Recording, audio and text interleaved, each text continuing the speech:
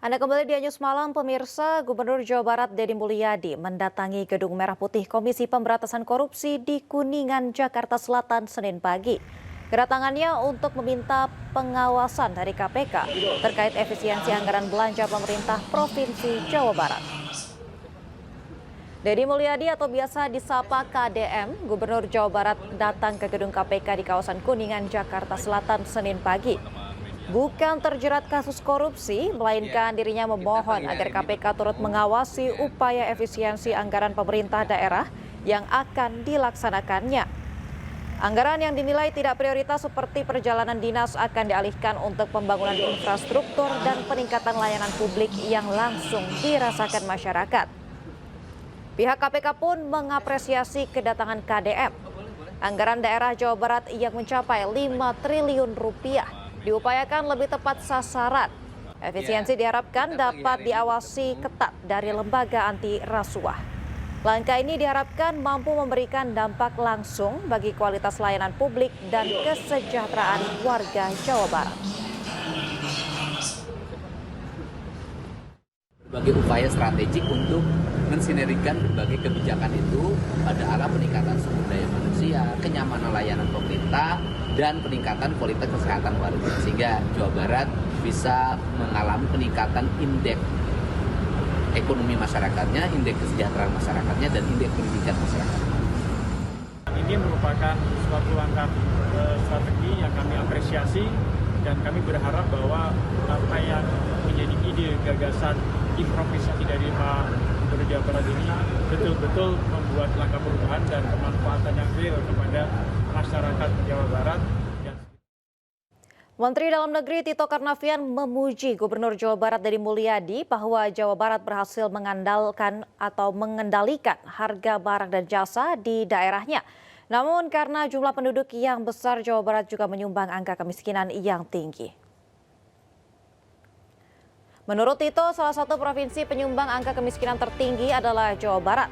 Tito menambahkan meski pertumbuhan ekonomi di beberapa daerah yang ada di Jawa Barat cukup tinggi, namun tidak paralel dengan tingkat kemiskinannya.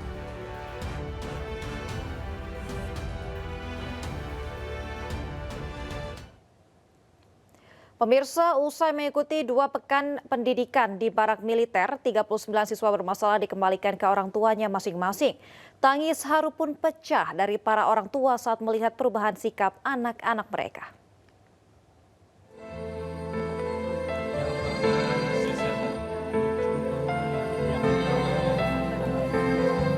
Pertemuan antara para orang tua dan siswa di barak militer Resimen Armet 1 Setirayuda, Kabupaten Purwakarta mengandung haru. Tangisan para orang tua tak terbendung melihat perubahan sikap anak-anak mereka. Di barak militer ini, alhamdulillah cucu saya mudah-mudahan bisa berubah segala, bisa jadi soleh gitu. Ibu maaf, ini cucunya Bu ya? Iya.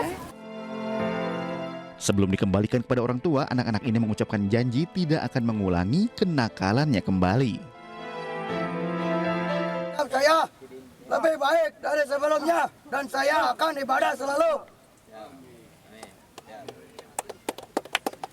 Itu kan mereka sudah dapat tulisan-tulisan dari diri mereka sendiri, ditulis di piagam. Tadi yang di piagam itu ada tulisan mereka sendiri, janji mereka terhadap dirinya, janji mereka terhadap lingkungannya, janji mereka terhadap sekolahnya, janji mereka terhadap orang tuanya.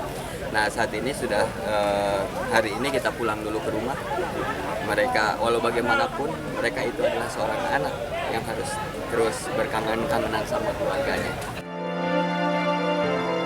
Selanjutnya 39 siswa ini bersama orang tuanya dibawa ke kantor Pemkab Purwakarta sebelum pulang ke rumahnya masing-masing. Kemudian setelah 2 pekan di rumah, para siswa akan kembali dikumpulkan untuk pengecekan perilaku mereka masing-masing.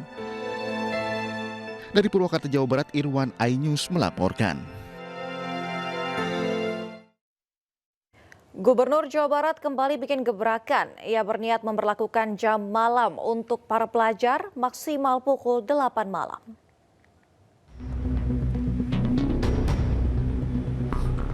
Lagi-lagi, Deddy Mulyadi bikin gebrakan. Gubernur Jawa Barat ini mengklaim akan menyiapkan aturan pembatasan jam malam bagi pelajar yang berlaku khusus pada hari sekolah. Alasan penerapan aturan jam malam ini karena bagian dari upaya pengawasan ketat terhadap potensi penyalahgunaan narkoba dan minuman keras. Dalam aturan pembatasan jam malam ini, Dedi akan menetapkan batas maksimal pelajar berada di luar rumah adalah pukul 20 malam. Ia juga berharap di atas jam 8 malam tidak ada lagi pelajar yang berkeliaran atau nongkrong di luar rumah. Lakukan pengetatan pengawasan terhadap anak-anak sekolah sehingga nanti di jam-jam tertentu mungkin saya akan memberlakukan pada hari-hari belajar itu tidak boleh lagi nongkrong di atas jam 8 misalnya, karena kan mereka harus di rumah. Karena ketika di luar itu godaannya terlalu banyak, sehingga hari ini saya juga bersyukur di berbagai tempat mengalami penurunan, anak-anak mulai bersekolah dengan baik, tawuran mulai menurun, kemudian juga anak-anak sudah senang berjalan kaki. Ini kan sebuah sinyal bahwa seluruh kebijakan akan berjalan manakala dilakukan secara sinergi. Selain kebijakan jam malam, Dedi Mulyadi juga melarang pelajar memakai motor ke sekolah jika belum memiliki surat izin mengemudi. Dari Bandung, Jawa Barat, Ervan David, iNews melaporkan. Polisi memeriksa 7 orang saksi termasuk kedua orang tua korban dalam kasus tewasnya 2 bocah kakak beradik sambil berpelukan di area perkebunan Pekon Raja Pesisir Barat, Lampung. Rencananya polisi juga akan menggelar olah TKP ulang untuk mengungkap identitas pelaku.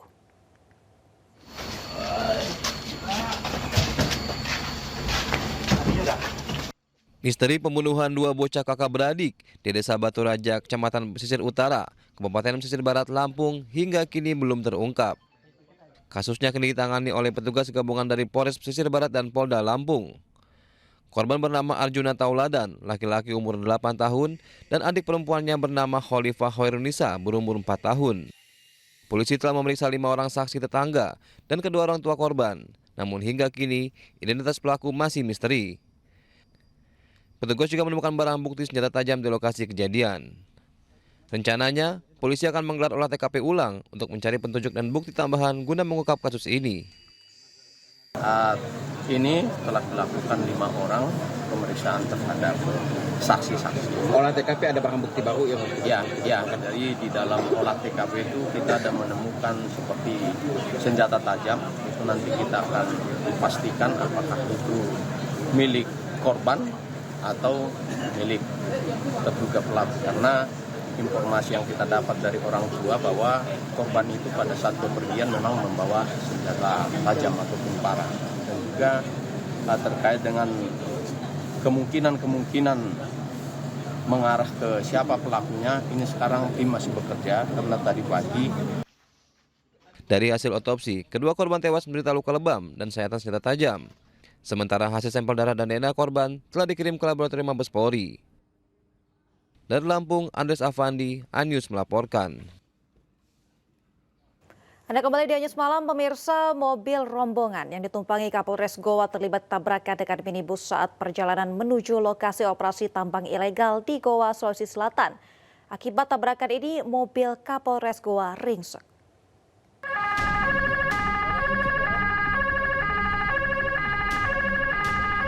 Beginilah kondisi 2 mobil minibus di mana salah satunya adalah kendaraan Kapolres Goa. Usai terlibat kecelakaan di Jalan Poros Tanetea, Desa Bontosunggu, Kecamatan Bajeng, Kabupaten Goa, Sulawesi Selatan. Kerasnya tabrakan membuat bagian depan kedua minibus ringsek. Beruntung tak ada korban jiwa maupun luka akibat kejadian ini. Minibus merah tiba-tiba menabrak mobil Kapolres karena mengambil jalur berlawanan arah. Usai kecelakaan, pengemudi minibus diamankan petugas untuk dimintai keterangan. Diketahui pengemudi minibus yang menabrak mobil Kapolres ini berusia 18 tahun dan dalam keadaan mengantuk saat peristiwa terjadi. Ketika tadi kami lagi jalan di jalur yang memang jalurnya, kemudian ada salah satu driver pengendara mobil minibus warna merah dari lawan arah, kemudian langsung menabrak mobil kami. Tapi alhamdulillah dari driver yang memang menabrak mobil kami pun dalam kondisi sehat, ya tidak terjadi luka parah. Untuk menghindari kemacetan, mobil minibus Kapolres Goa dan minibus merah ini langsung dievakuasi petugas ke tepi jalan. Dari Kabupaten Goa, Sulawesi Selatan, Bugma Ainus melaporkan. Sedang asik tidur siang, seorang tersangka kasus penganiayaan digerebek polisi. Dari tangan tersangka, polisi mengamankan 2 pucuk senjata api berikut amunisi serta 1 paket narkotika jenis sabu.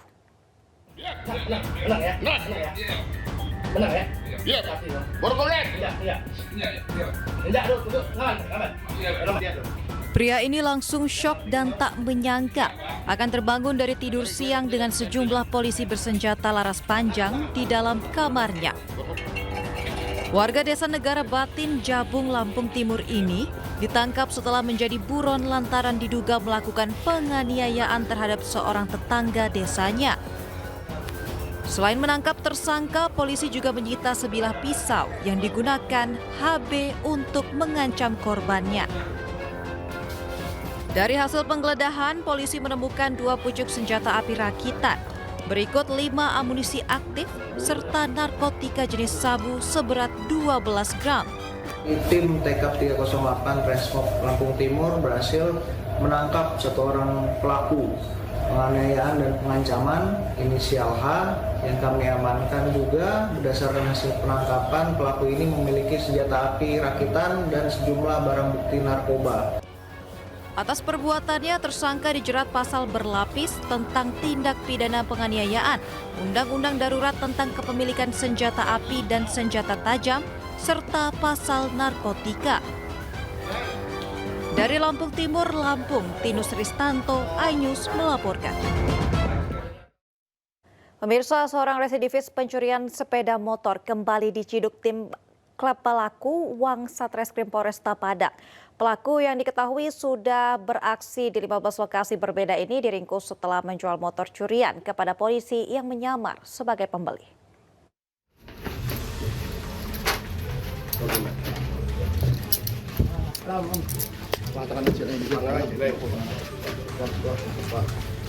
Tim Klewang Satreskrim Polresta Padang bergerak cepat menuju sebuah rumah kontrakan di kawasan Bandar Buat, Kota Padang.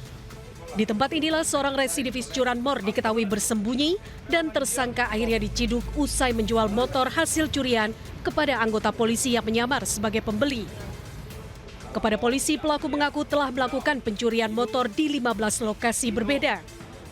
Aksi nekat ini dilakukan karena pelaku mengaku kecanduan narkoba.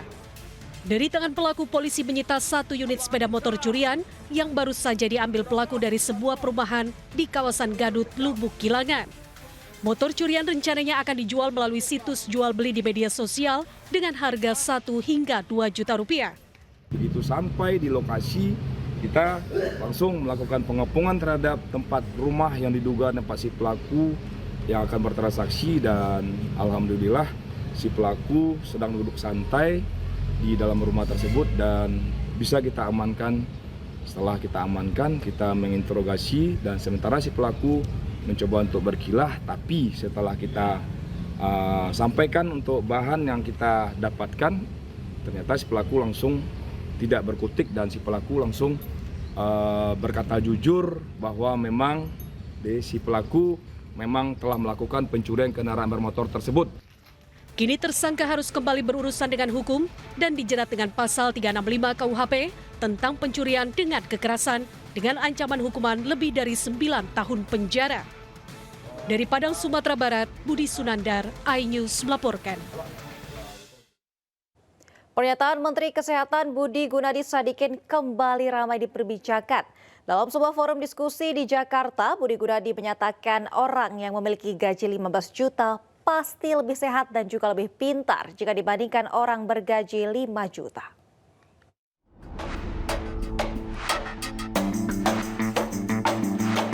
Menteri Kesehatan Budi Gunadi Sadikin mengatakan kemajuan negara dapat dilihat dari tingkat kesehatan dan kepintaran masyarakatnya. Untuk mencapai hal tersebut, ia menyebut masyarakat perlu bergaji setidaknya 15 juta rupiah per bulan. Menurut Budi, besaran gaji dapat menjadi tolak ukur kepintaran dan kesehatan seseorang. Menurut saya sih cuma 2. Apa sih bedanya orang yang gaji 15 juta sama 5 juta? Cuma 2. Satu, 15 juta pasti lebih sehat dan lebih pintar. Kalau dia nggak sehat dan nggak pintar, nggak mungkin gaji 15 juta. Pasti gajinya 5 juta. Kalau dia pinter aja tapi nggak sehat, sama juga. Kalau dia sehat tapi nggak pinter, sama juga. Jadi harus sehat dan pintar. Itu sebabnya Kementerian Pendidikan dan Kementerian Kesehatan memegang peran penting. Saat ini rata-rata pendapatan masyarakat Indonesia di angka 5 juta rupiah per bulan. Menurut Budi, Indonesia masih punya waktu sampai 2030 untuk bisa menaikkan gaji rata-rata pekerja di angka 15 juta rupiah per bulan. Sebab pada tahun itu Indonesia akan menikmati puncak bonus demografi. Sebelumnya, pernyataan Menkes Budi Gunadi Sadikin juga pernah viral di media sosial. Ia menyatakan laki-laki dengan celana jeans berukuran di atas 33 lebih cepat menghadap Allah Subhanahu wa Ta'ala. Tim Liputan iNews melaporkan. Guru Besar Fakultas Kedokteran Universitas Padjadjaran meminta Presiden Prabowo Subianto untuk mengevaluasi kinerja Menteri Kesehatan Budi Gunadi Sadikin.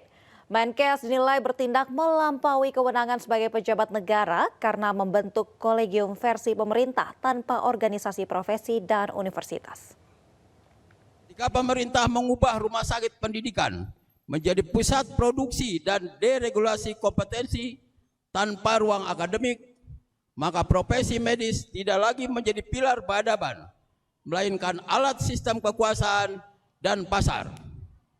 Ini bukan hanya krisis kebijakan, melainkan krisis nilai. Oleh karenanya, kami menilai bahwa 1. Kementerian Kesehatan RI telah bertindak melebihi kewenangan yang semestinya melekat pada jabatan sebagai pejabat negara yang menyelenggarakan urusan pemerintahan di bidang kesehatan.